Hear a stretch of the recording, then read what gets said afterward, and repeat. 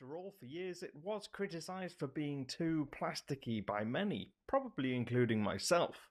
A problem further exacerbated by the rise of metal smartphones. Apple, Sony, HTC and Nokia or Microsoft have all switched to using metal and glass to build high-quality premium devices.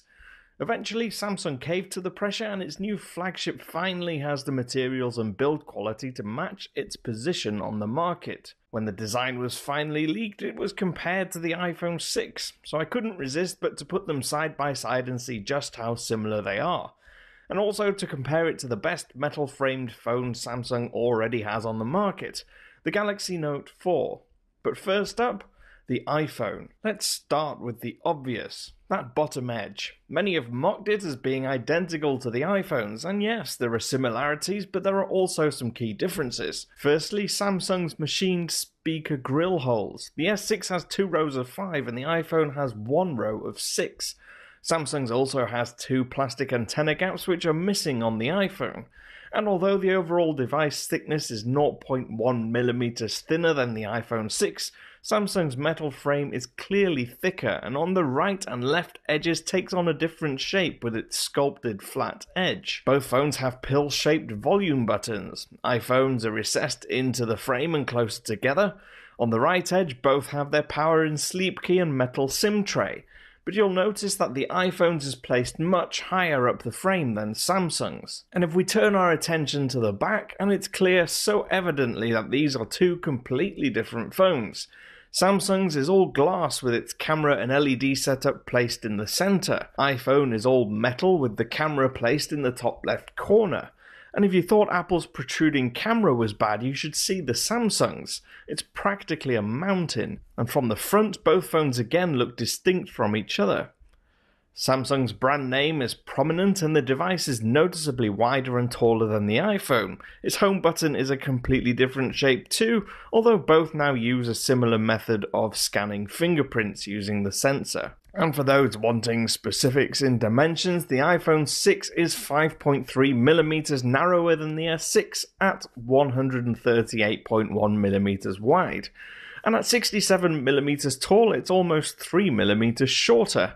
It's also 9 grams lighter at 129 grams, and it's easy to see why it's smaller and lighter. The Samsung boasts a 5.1-inch display versus the iPhone's 4.7-inch screen. Rather than being a direct copy of the iPhone 6, the Samsung Galaxy S6 looks more like a cross between a Sony Xperia Z3 and an iPhone. In other words, it's different from both. And then we get onto the Note 4, and in many ways it's the S6's bigger older brother. There are bound to be some similarities in design, but there also have to be differences to distinguish them from each other. Size-wise, the Note 4 is an impressive 10mm taller and 8mm wider than the S6. It's also almost 2mm thicker and weighs 38 grams more. And although they both have a metal chassis, there are some striking differences in terms of how it's been finished and other materials used in the design. Turning to the back, and you'll see the most obvious difference. The Galaxy Note 4 has a removable textured plastic back. Saying that, its camera makeup is similar, although it does have the LED and heart rate monitor in a different position.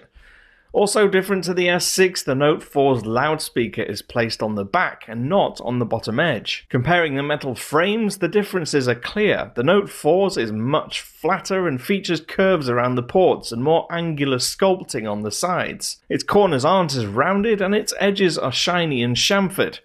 It's also anodized, where the S6 has kept the original metal color. Both have the same capacitive buttons on the front, similarly designed home buttons, earpiece and sensor makeup. It's clear though that one is designed to be comfortable in one hand while the other is a hyper smartphone which feels far more suited to two-handed use. In conclusion, there are clearly some similarities between the S6 and the 2 other phones, but it clearly has its own identity and style. I don't see anyone being able to confuse it for anything other than what it is, and in all honesty, I think it's the best looking and best feeling smartphone Samsung has ever made.